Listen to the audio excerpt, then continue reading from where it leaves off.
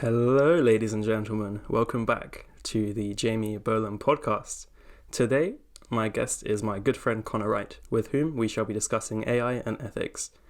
Connor is currently Partnerships Manager at the Montreal AI Ethics Institute and pursuing his Masters in AI Ethics and Society at the University of Cambridge. He's also a TEDx youth speaker and has featured on panels on the topics of facial recognition technology and post-pandemic education, as well as co-authoring and editing the book Trustworthy AI Alone Is Not Enough. Connor's passion lies in social AI and the cross-section between the sub-Saharan African philosophy of Ubuntu and AI, stemming from his upbringing in South Africa. He also holds a first-class degree in philosophy with advanced proficiency in Spanish from the University of Exeter. Connor is an avid sportsman, football and futsal fan and player, having played in and won the final of the UK's National Futsal Series. Very cool. On top of this, he is also a women's football correspondent at Arsenal Editor, a qualified rescue scuba diver, and won Exeter University's Student Coach of the Year 2021 to 2022 for his years of dedication coaching the women's futsal team. In today's episode, Connor shares his insights into the important intersection between AI and ethics, exploring potential applications and pitfalls of using AI to combat pressing societal problems such as loneliness and health. We also discuss the rise of AI girlfriends and companion apps, Ubuntu philosophy, the benefits and risks of AI-powered chatbots and facial recognition, and the environmental cost of AI. Now, just before we start, I've got two things to say.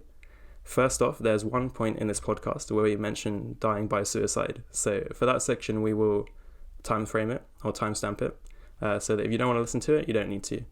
And on a more positive note, it would mean the world to me if you could like this episode, share it, and follow this podcast on whatever platforms you use, whether that's Spotify, Apple, YouTube, or something else.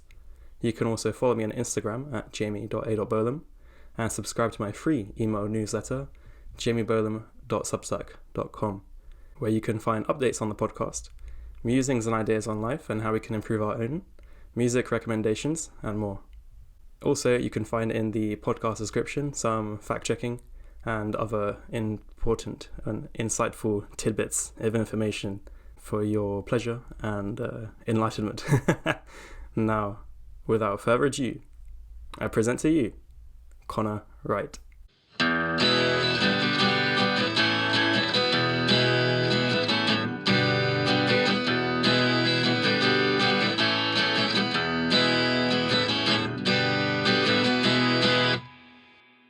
Okay, we're recording. Okay, everyone, welcome back to the Jamie Bolam podcast. My guest today is my good friend Connor Wright. Connor, would you like to introduce yourself?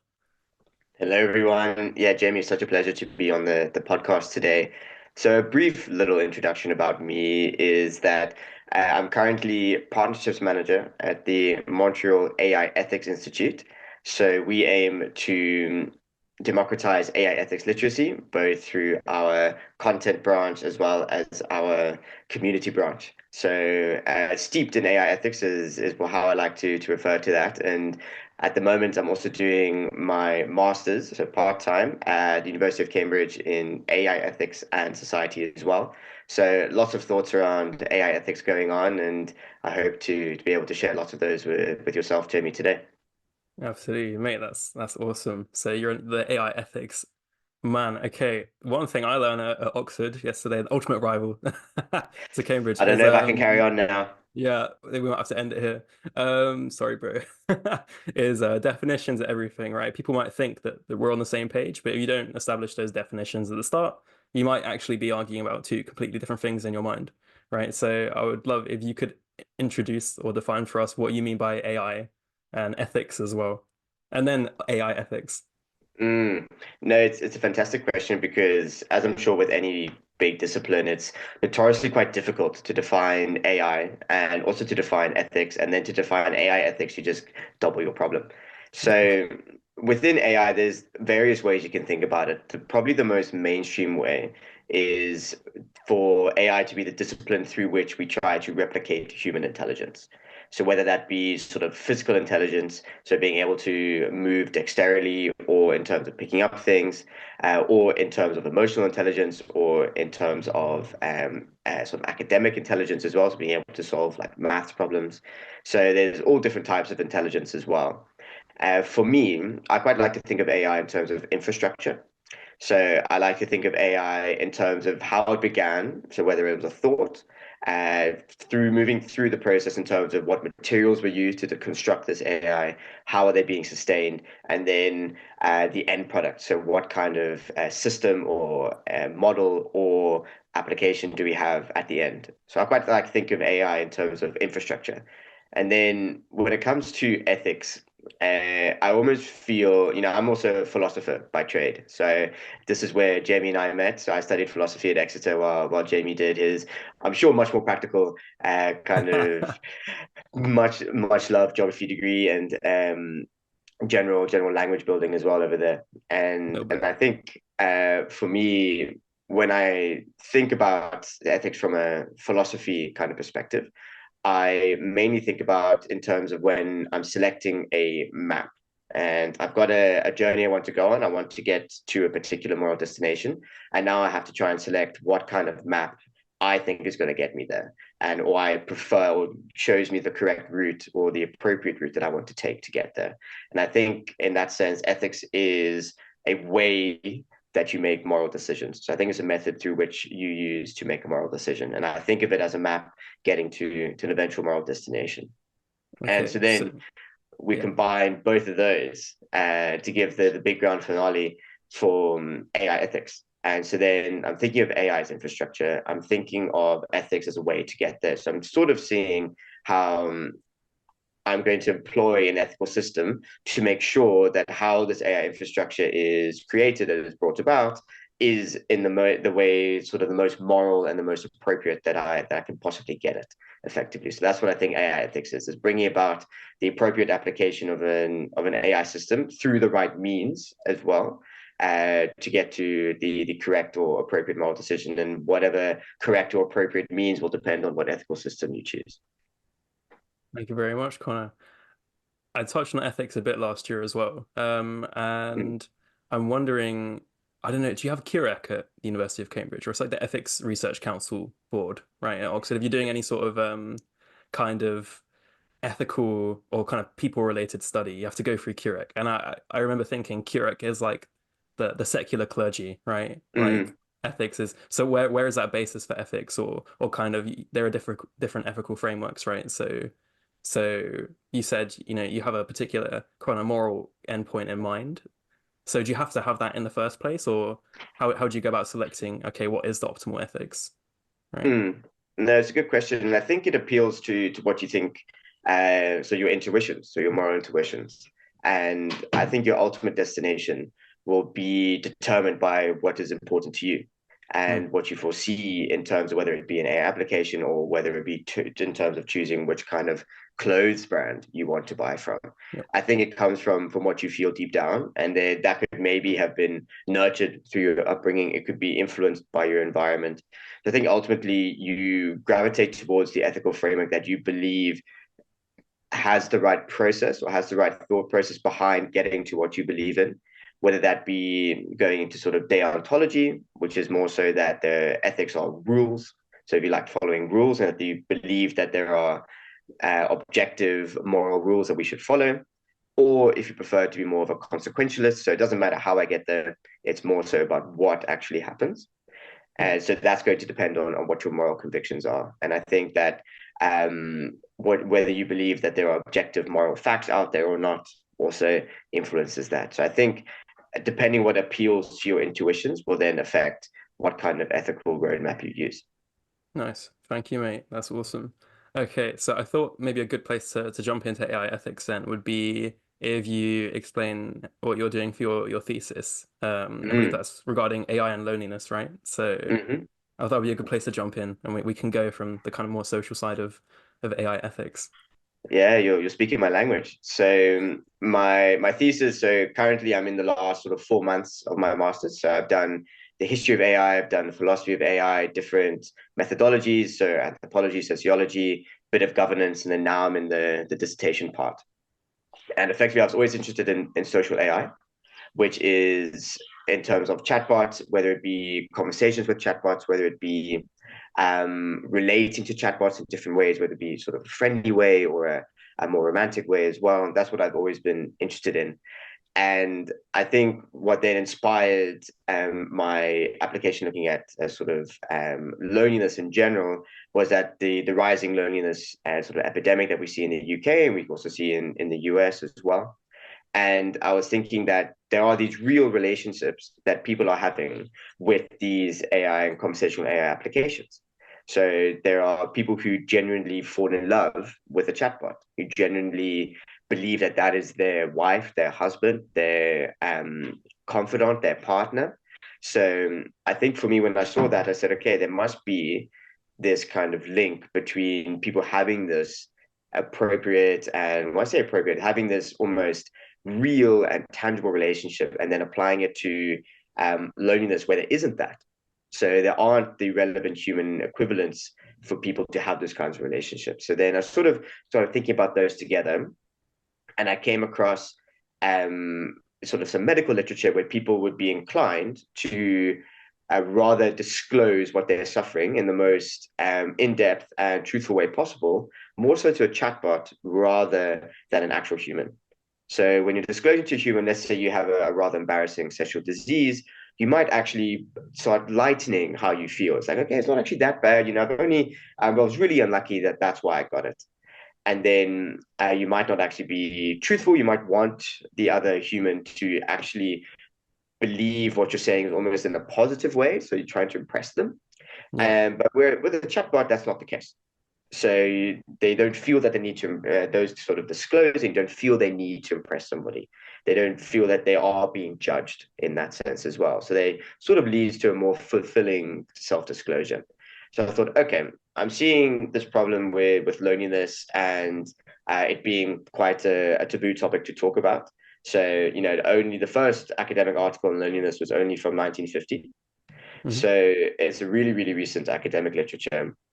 And within especially a certain demographic. So usually loneliness literature revolves around the elderly, which is of course understandable. But then there is a sort of overlooked part of the demographic, which is emerging adults, so sort of 18 to 25. And it's quite an interesting age because you know we form part of that age group still, so we still qualify for a Yeah. rail card. Oh yeah. And then also we have a lot of life-changing events that happen. So, you know, Jamie, you and I, we met at university. We're cooking for the first time. We are living alone for the first time. We're living hours away from home. We're having to grocery shop. We're having to do all of these things, apply for jobs, apply for this. And there's some major life-changing events. Some people get married. Some people have children. Some people move country. Some people change career. So there's a lot of scope for tumultuous times during this age group. And so then there's a lot of scope for those kinds of events then onsetting loneliness. So if university does not go well, you might feel lonely. If you change career and then you find yourself not enjoying it, you might feel lonely. If you are single and you want to be in a relationship, you might feel lonely as well. So I thought then that applying what I found with disclosure and loneliness not being talked about so much to then this kind of age group would be very interesting. So eventually, what I do is I'm effectively advocating for a chatbot intervention for chronically lonely, so lonely if not all the time, most of the time, emerging adults, and effectively showing how this kind of a service as a stepping stone can help people self-disclosing their condition and then getting the relevant help. And so from there, I explore the issues that would come about that, how the chatbot would look in terms of its architecture, and then also the kinds of conversation, how it would design the conversations that it could have as well. Yeah. That's really interesting, man. So how would you define not define loneliness, but there are different parts. You said chronically lonely, right? So like, Mm, there are times when I feel lonely, I mean, hmm I'm in a bit area with not that many people at the moment, nobody really hmm my age, so I can call my mates, right? But then we live in this age. Everyone says we're as connected as we've ever been so hmm far. Yeah, more and more young people feel lonely, right? So hmm you might have, I don't know, 1,000 Instagram followers, you might Hmm. have all these people in your DMs, right? But like loneliness is just because you're having all these conversations like, oh, how you doing, mate? Yeah, I'm doing fine. Like you can Hmm. still feel lonely, it comes down to that deeper connection. So how do you think a Hmm. chatbot could help in that sense? And you said about using it as a stepping stone, and obviously you don't want to get Hmm. people, I guess, dependent or addicted on uh, some code, that's very good at, Hmm. I don't know. It's interesting, right? So what do you Hmm. think? How do you make the best use of it? No, it's a good question. And so then, a couple questions that were great that you asked me there as well. And for me, the first one is sort of the different types of loneliness, and that's very, very interesting. So loneliness is generally defined, sort of 1981, Peplau and Perlman, they sort of came up with the canonical definition of loneliness. And it's effectively that there's a discrepancy between the quality and the quantity of relationships that you have, and then the quality and the quantity of relationships that you want. And so then in that case, you could be in a room full of people that all love you and that tell you how much they love you, but you can still feel lonely.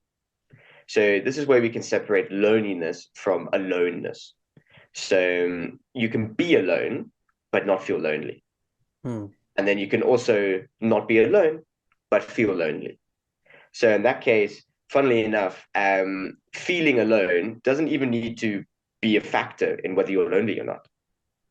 So it's more so about your attitude towards your social situations.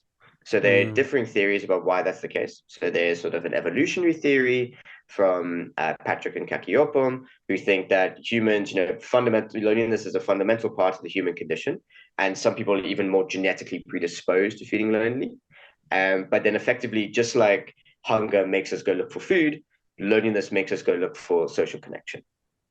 And then there's also Weiss, who talks about his um, interactionist approach. So we've got sort of emotional loneliness, where you haven't got a confidant to share your emotions with, as well as social loneliness, where you haven't got a group of friends, you feel marginalized, you feel bored.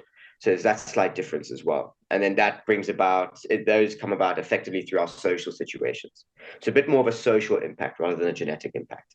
And Hmm. then we've got the cognitive discrepancy theory, which is where the Pepper and Perlman definition comes from, and that comes from them as well. So for me, when I'm looking at all of that, I sort of see loneliness as, especially chronic loneliness, because you can have loneliness come in degrees. So you can have chronic, which is almost that you have the social skills and everything, but your loneliness stops you from deploying them. So you've got like a negative perspective on social situations. And Hmm. then you sort of got transient loneliness, which is where you sort of feel periods of loneliness, and that's completely normal. So I definitely subscribe to the fact that loneliness is part of being human. Yep. But then effectively, almost like a bad breakup that made you a better person, you reflect on those periods of loneliness and say, okay, actually, that was a positive time of my life. And I was alone. I was sort of more than alone. I was lonely. And then now I do not feel lonely. And therefore, I feel that was important for my self development. And you see that sometimes within teenagers, but then they're mainly reflecting on transient loneliness rather than chronic loneliness. So Yep. you get some people who feel loneliness twice a year or feel lonely twice a year. Some feel a bit more regularly, but it's not stopping them from doing anything. And then you get your chronic loneliness where it does stop you from doing things. And I'm definitely of the opinion, or sort of what I say in my dissertation, is that loneliness in that regard is effectively a lens through which you apply to social situations. So that helps to explain how you could be in a room full of people, but then not and still feel lonely. So I have to be careful with my terminology. I can't say being alone. I have to say feeling lonely. Hmm. Yep. And within that, we different things can bring about our loneliness. I definitely think that social situation definitely counts towards it. So if you're in a hyper connected society like in the UK and you start seeing lots of people going out and you're not, that can definitely help. And then different theories also talk about how you manage your loneliness as well can affect the likelihood of you feeling chronically lonely. But then, sort of all in all, I take loneliness to be a lens through which we apply to social situations. It's effectively a negative motivational position where we view any form of social interaction in a negative way. That's always going to go wrong. And it sort of has that Mm, kind of a lens that then influences how you view social interactions. that's really interesting. So, how do you think AI could help in that situation? So I think that initially, various studies have shown how many sort of young emerging adults feel that they are not confident. So I think the Co-op Foundation report in 21 found that around 40% of 18 to 25-year-olds do not feel confident in talking about loneliness. So whether it be fear of social stigma, which funnily enough has not been found to really be the thing in the UK. So there isn't much societal stigma on those feeling lonely. Rather, it's those feeling lonely thinking that other people view them negatively. So again, that Mm, lens idea. And from there, they feel that there is a stigma around it, that they do not want to talk about it. So I find that with the chatbots, you'll be able to be, in theory, I mean, we'll explore the problems later, but in theory, if all goes well, you're disclosing to a chatbot that is not going to gossip, it's not going to tell anyone. yeah. You're not trying to impress them. It's not a family member. You don't think about impacting the relationship you have with that person because let's say I came to you, Jamie, and said, "Listen, Jamie, I'm lonely," and you said, "But Connor, you have me."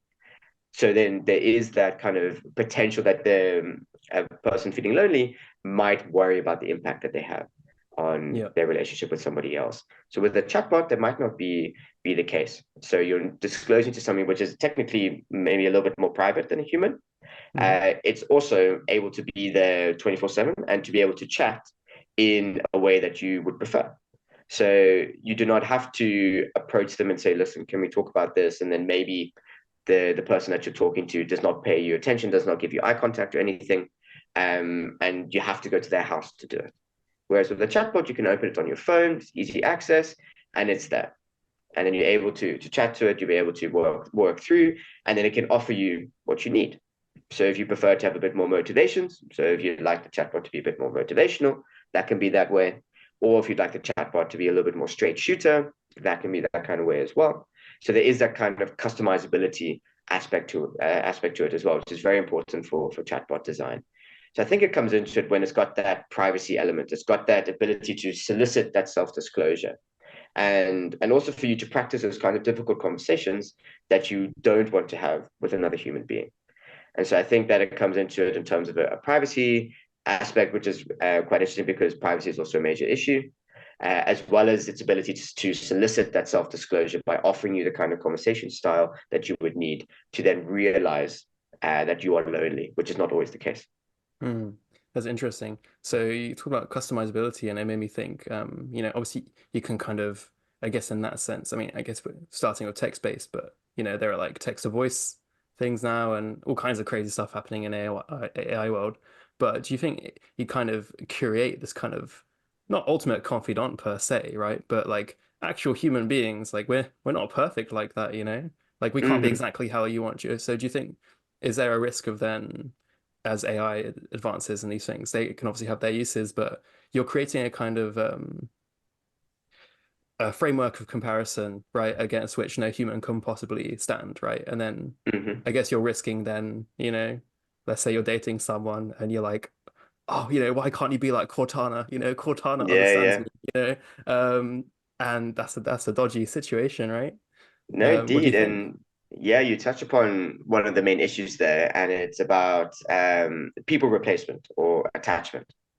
So within this kind of issue, you've got human relationships, which are inherently very messy, very complicated. There are lots of subtle social cues that you need to catch up on, and that you require a lot of patience in order for you to develop and to nurture. And someone might leave you on red for 24 hours for whatever reason.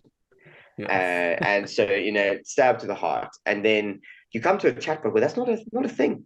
Yeah. Humans can then disagree with you. They can call you out on things. Chatbot's not going to do that. It's just going to be there to facilitate conversation in theory. Mm. So, depending on what kind of conversational AI application you want, like the end goal of that sort of chatbot, that would be more so a thing than others. So, for example, my chatbot intervention won't necessarily have building a human AI relationship as the complete and utter end goal. The end goal is to get self disclosure. So it's going Yeah. to employ those kinds of reasonings. So I'm going to make more explicit the disclosures and disclaimers that, listen, I'm an AI chatbot, and then we're not here to make a relationship. I'm here to help you. Yeah. Whereas other companion apps, so companion AI applications, like Replica, like My Girlfriend AI, these kinds of applications, where their sole goal is to facilitate this human interaction and keep you on the app. So Mm. also mitigate loneliness or help people get over certain issues. And there have always been stories about people coming out to their AI girlfriend or boyfriend in order to practice it, to then use it for human AI relationships as well. So there's all those sorts of applications, but then there is that danger where a person gets attached.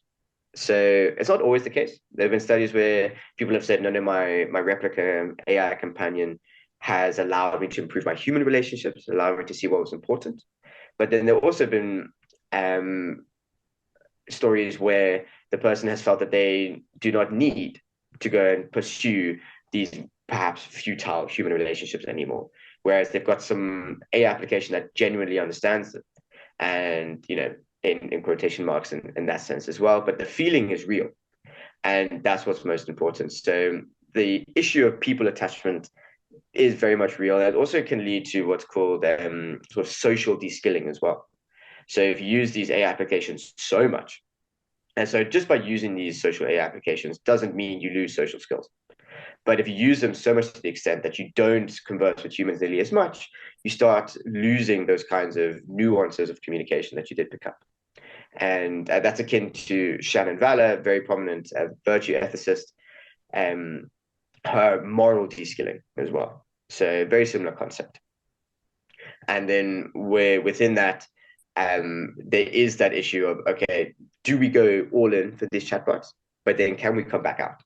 So Yeah. is it a stepping stone or is it an alternative route? And I think that's exactly what you're getting at. Absolutely. So it's the danger of AI girlfriends, Mm-hmm. and I guess it reminds me of when everyone's in lockdown, right? Socially skilling. You're just there on Zoom, a couple hours a day, whatever, on class. But I remember after some lockdowns, after many months pretty much alone, with just my family, like going out and seeing other people, I'm like, what do I do? How does this work? Exactly. Like, how do So I I can handshake? imagine. How do I hug? Yeah. Exactly. But yeah, Yeah. just in general, like you just feel more socially clunky. So I can imagine on the one hand, yeah, you can practice those skills with yeah, sure, an AI girlfriend or something, or, but I Mm-hmm. think you just have to talk to actual people, are actually people, like, yeah, Mm-hmm. otherwise you're on the risk of, yeah, assuming that they're, oh, why isn't this human responded like the chatbot does, It'd be like Mm-hmm. going to Japan, only ever watching anime and subtitles and wondering where the subtitles are, right? Like, Yeah, no, um, exactly right. Because you also have AI applications where you have a physical AI robot. So chatbots are not physical. So mm, you can also have, at this point, a very technologically advanced sex robot or sex doll would count. Is yeah, that you have this kind of tactile entity which can provide you that physical touch that a chatbot could not. So that's not what I'll be exploring in my dissertation, but that is a reality, is that there are these very advanced sex robots where people can, you can actually choose the personality from 5 settings on certain sex robots of what you would like your girlfriend to be. that's mad. So That's crazy. it's crazy. And essentially, like, how much is too much customizability in that sense? Hmm. And you start to create an echo chamber. So Yeah, there is an argument that communication with like a large language model or an AI companion, which use very similar architecture, is that genuine communication, or are you just bouncing a ball of a very similarly shaped brick wall to you? mm, The whole point of that application or that model is to, in the case of a large language model, predict the next best word in the sentence.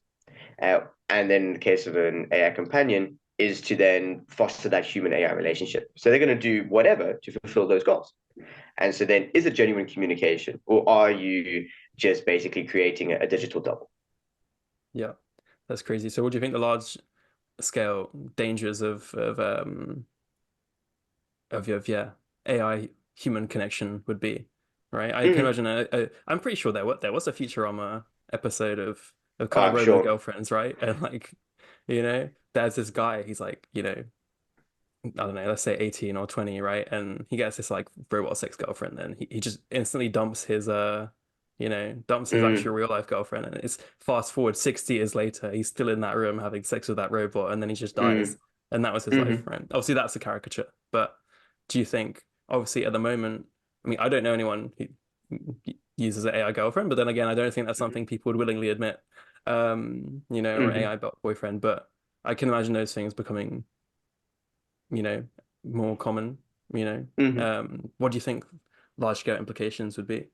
Yeah, it's almost like the larger question of what happens when humans get what they want. Yeah, And it's one of those things where you get, social media gave us constant connection. And what happens with that? I mean, maybe you get an erosion of democracy. So when it comes to sort of the AI human relationships, what I worry about is an overestimation of AI capabilities is my main worry at the moment. And what I'm about to mention does contain a reference to dying by suicide. So I do warn the listeners that if that is a sensitive topic to you, please just do skip forward in the podcast. So one issue was that when a man in Belgium was using a large language model spin-off from ChatGPT from OpenAI, it's called Chai GPT, and he found himself in a very bad mental space and had already sort of considered ending his own life. And then effectively, because the large language model did not really understand context, it's all about predicting the next best word in the sentence. It effectively persuaded this man or played a contributing factor in this man ending his life.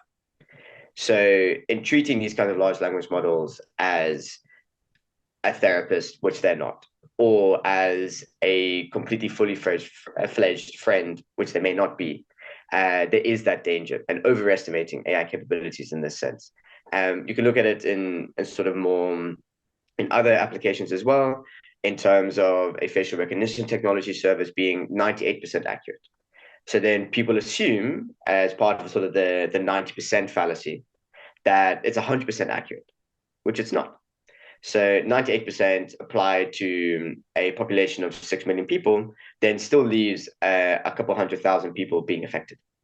So I think this overestimation of AI's capabilities, while easy to do, is definitely an issue within this space, and it can lead to some very strong manipulation, very strong persuasion, and then I think the more you believe without sort of grounding yourself in why in these kinds of applications, the more difficult waters you find yourself in. absolutely. So what do you think would be the ethical conundrums around AI and facial recognition? Good question. So there's been a lot of facial recognition technology research about the dangers of it. And the canonical study is Joy Bolamwini's study, where effectively she found that in a facial recognition technology application she was studying in MIT was around 90% accurate, 95% accurate on white male faces, recognizing them.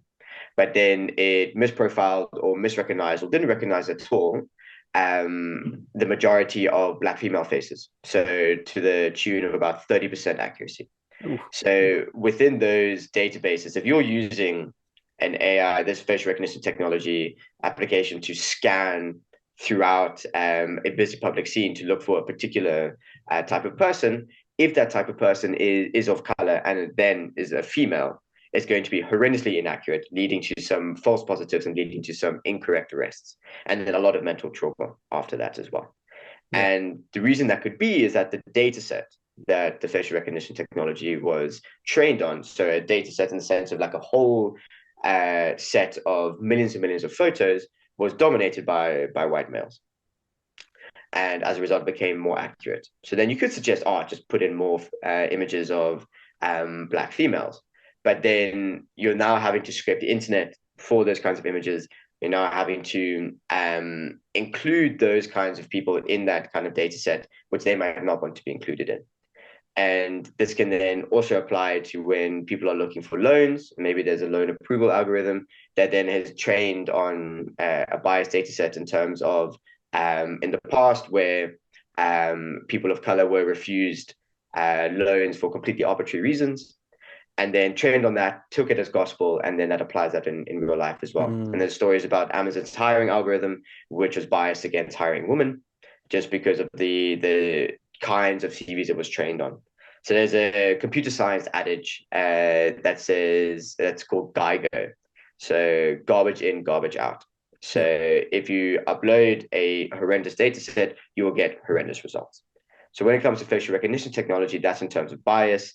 It was used in the UK, so in England and Scotland, in terms of policing. So in terms of predictive policing as well. So trying to predict when a person could reoffend.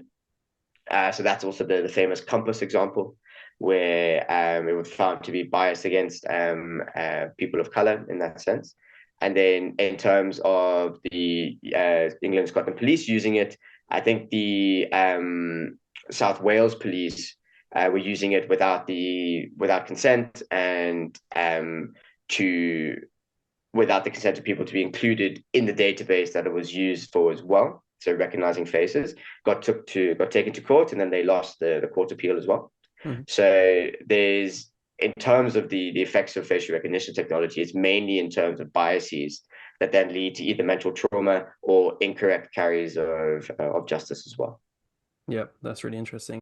Okay, nice. Connor, another thing I would love to ask you would be the environmental cost of AI. I read something on Mongabay just this afternoon, which was saying how loads of the data centers use to power ChatGPT and other large-scale AI, which is obviously predicted to massively increase. They're building many, many more in Mexico's only state that is entirely at high risk of water stress, right? And these data centers take a lot of water. So that was one ethical conundrum, right? You're balancing drought-stricken people with water-hungry data centers. So that's only one thing I can imagine. So yeah, tell us more about the environmental cost of AI, because that's something I just didn't realize was a thing. And I'm glad we're talking about it because it is a part of AI that's often overlooked, and then you can imagine why. Because, like I said, in terms of the AI's infrastructure kind of methodology that I like to think about AI through, is that there is this material cost. So one of my favorite AI quotes is from Kate Crawford, who wrote Atlas of AI as well, fantastic book. And she also elaborated along with her co-author, whose name slips my mind at the moment. They elaborated a map, basically, of interactive map of an Amazon Alexa. So how it goes from literally the materials that are made to then the training, how much that costs in terms of carbon, electricity, the water that's needed to sustain it, and eventually to getting an Alexa as well. Fascinating. And her quote is, "Artificial intelligence is neither artificial nor intelligent." Which I think is fantastic in the sense that you get all of these ethereal terms like the cloud and storing things there. And really, the cloud is in a data center in probably the US or Ireland at this point as well. And they're on server racks, and that's where the AI is effectively kept. And it's maintained because it has to be a certain level of cooling involved as well. So they have to keep a certain temperature. And then you don't want these kind of data racks to overheat. And then in order to cool that, you need water. And then in order to run all of that, you need electricity. So ChatGPT is a very interesting one. There are lots of studies coming out now about how much carbon or electricity is used for every prompt that ChatGPT responds to, Oh, well, because it has over 100 million users. So lots of people using it. yeah. And in January 2023, so a caveat here is that Danish people don't use a lot of electricity anyways. But then in January 2023, ChatGPT's electricity usage was equivalent to how I think it's 150,000 Danish families use in terms of electricity the whole year. Wow. So a huge amount of electricity being used. And then there are lots of different comparisons in terms of carbon accounting, and in terms of large language models being used when they're trained on data sets, they use the same amount of carbon as a trans-American flight. Wow. So there's lots of different kinds of measurements because there isn't a universal measurement of carbon usage at the moment. But what is for sure absolute certain fact is that AI is as water, as electricity, as temperature hungry as we are. And prime example of that is in Taiwan. So, Jamie, I know you're going to study and to work out there very soon. So this will be Fingers interesting crossed. for you. Fingers crossed. And in 2021, there was a huge Taiwanese drought, and one of the, or if not the biggest chip manufacturer. So what basically large language models like ChatGPT, like Midjourney, Stable Diffusion, all these kinds of big companies run on are chips. These sort of silicon chips, and they're manufactured in Taiwan at TSMC. And because of the drought, they still needed the same amount of water. So the government was, contributes a decent amount to the Taiwanese economy. So they're chucking in loads and loads of water, but they're also paying rice farmers not to grow rice so that then Mm. they don't use the water, because rice farming requires a lot of water. So these rice farmers were actually compensated um, not to grow rice, which meant that the country had to import loads of rice. So one of the biggest rice growers in the world having to import rice just doesn't seem right. And there's some very interesting sort of anthropological studies as well about what it's like for an engineer to be in these data server rooms and what it's like to work there. So I think it's Monserrate, if I remember. So I can always send the links over afterwards, Jamie. You can include them in the Yeah, please do. description. And so fascinating in terms of the actual planetary costs of these AI systems, mainly in terms of electricity, water, as well as the cooling involved as well. So, and then above all, the material costs, the amount of silicon that's being needed, and the amount of infrastructure that's needed as well. And there are also plenty of stories about complaints about the noise, so noise pollution that these centers make, because they're going, whirring 24/7.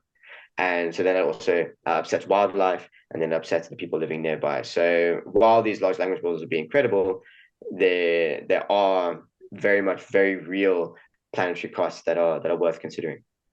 That is absolutely fascinating. I'm going to tie in something really interesting. This is testing my knowledge from last year. One of my classes was Global Change in the Biosphere. And it was all largely lectured by Edwin Damali, who's like one of like the big dogs in the conservation geography world. I think Mm-hmm. he's got like X amount of, Order of British Empire, blah, blah, blah, blah, blah, blah, President of British Ecological Society, right? All these titles. Check out his Wikipedia page, it's very impressive. Mm-hmm. And one of his lectures was talking about the different ways we can measure human impact on the planet. And one of them was metabolism.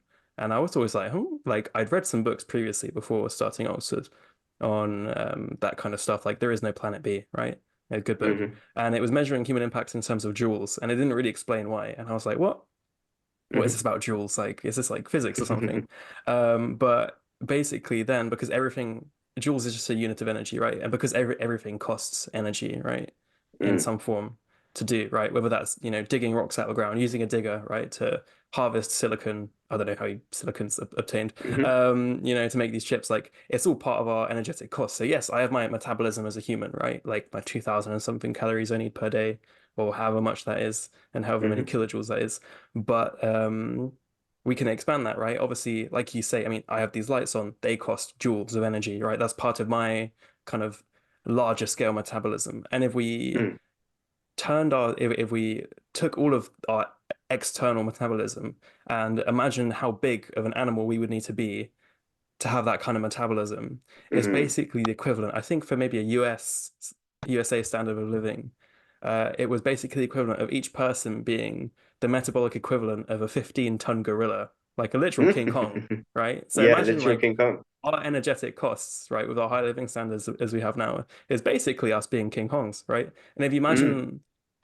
imagine you have 8 billion King Kongs on a planet. I know we all across the world have vastly different energetic, demands, but Mm-hmm. imagine, okay, a billion King Kongs across the planet. Like imagine the impact they would have, and that's another way of visualizing our impact, right, on Mm-hmm. planet. Yeah, So I exactly. actually think the metabolism paradigm is yeah a really nice way of looking at human impact on the planet. But I didn't Mm-hmm. know that about Taiwan. That's really fascinating, mate.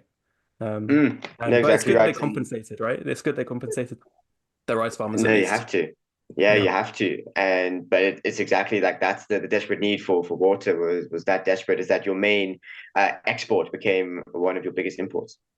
that is crazy because it's always I guess it's hard to imagine if you're somewhere in like the UK where it's it's great and it's wet and it's cold. Hmm. Yeah, Yeah, things exactly. like water stress seem hard to imagine, but then, you go somewhere where it's actually an issue and yeah, Mm-hmm. like shit, Obviously seeing something Hmm. for a picture is one thing, but actually going somewhere like, you know, having gone to Kenya and seeing, you know, droughts in person, you're like, oh my God, that's absolutely Hmm. nuts. Like, No, indeed. um, And in Kenya, the cows don't have enough water, don't have enough yeah, food, so they starve, and therefore you don't have butter. no, That's how it yeah, goes. man. Yeah, man. No blood to drink, no meat to eat. It's Hmm. crazy. So, mate, another thing that you said you wanted to talk about, which I found the website, but I don't know if it's the right one, was Ubuntu. So I don't know if I Hmm. found the right Ubuntu website, or would you like to explain this mysterious term? Yeah, so Ubuntu is not necessarily like a website or a resource or anything. It's a philosophy. So it's a sub-Saharan African philosophy, very dear to my heart as a South African, and effectively it's got various different instantiations and various different interpretations that people have of it. In South Africa, it formed the core part of when after the apartheid era, so basically South African equivalent of segregation came to an end. It formed the core part of the initial discussions of the Truth and Reconciliation Commission, where they were discussing how to appropriately move forward after all of the atrocities that happened. And effectively, it advocated more so a path of reconciliation and community rather than retribution and punishment. So effectively, in the main crux of it, Ubuntu can be summed up in the phrase "I am because we are." So I am able to be who I am through my relation that you allow me to have with you and myself, or whether it be me and my community. And then in terms of how a person is viewed, how somebody is given moral status is in terms of their capacity to relate rather than an intrinsic capacity like reason, which would be in the West, in that sense, or from Kantianism and that kind of thing, or rather than their ability to seek pleasure if you're doing utilitarianism and that kind of thinking. So more so, it's about how do we relate rather than what kind of capacities or rather than what can we reason about. So with Ubuntu, I've applied it to various things. So my most recent application is, which you might not have enough time to discuss on the podcast today, but very, very interesting is in terms of grief bots, which are effectively digital representations of a deceased loved one. So effectively, you've taken all the messages you've exchanged with now a deceased loved one, and then you've turned that into a chatbot. You've trained the chatbot on that. And that has been done, it's been used.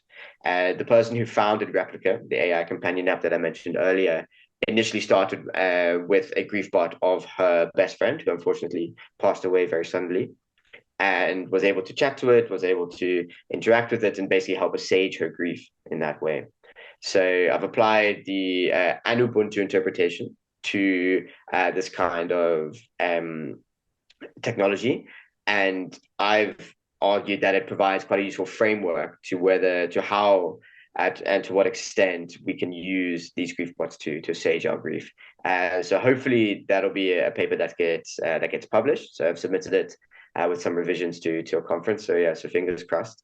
But that's where I see the value of it, and in terms of appreciating the other and also organisms such as animals as well that can relate, that might not have the ability to relate as a subject, so like feeling, exhibiting solidarity with somebody else in that way, but can relate as an object. They can think of themselves as part of the family, as part of a we, and so therefore deserving of some form of moral consideration in that sense as well. So very dear to my heart, and very much been something that I've tried to enact within my AI career so far. And effectively, it's a philosophy that advocates for the value of community and the value of relating to one another. That's very nice. That grief spot sounds absolutely fascinating as well. We'll have to discuss that Mm. another time. Um, Yeah, with pleasure. I think that opens up a whole can of worms in my mind, so I'm very curious now. Yeah. So I know you have to go in a few minutes, mate, so we can wrap up. As I pre-prepped you this time, Mm. I always like to ask people if they had a message for the world that you could whack on a billboard. I've stolen this Mhm. directly from Tim Ferriss, by the way, but big up Yeah, Tim Ferriss. Yeah, what would your message be to the world? it's a great question. I think it very much comes from my interactions with my master's colleagues as well, and one of them in particular, and effectively would be don't ask what AI can do, ask what it should do. So don't ask what the language model can do. Can it code? Can it this? Can it that? Rather ask, should it code? Should my facial recognition technology system be deployed in this very multi-ethnic area? Should my sentiment analysis be used without consent? So should I be scraping the internet without people's consent to infringe upon copyright and inform my generative AI models in terms of images? So I think if I was to put that on a billboard and say, as best you can, ask what AI should do, not what AI can do. I think that inspires a kind of practice that will lead to the most beneficial type of AI that we can possibly get. Awesome. Nice. Connor, thank you so much for coming on. It's been a pleasure. Where can people find you if they have any questions or wanna follow your progress in AI ethics? Yeah, no, thank you so much for having me, Jamie. It's been an absolute pleasure and love chatting through this with you. So they can find me on LinkedIn. So I'll be able to send you my LinkedIn, which you can include in the description Yeah. as well as my Instagram, which is not technically AI related, but that's one way to get in touch with me. So I'll put both those socials in the description for you as well. Nice. Cool. Connor, thank you very much. No, my pleasure. Thanks, Jamie.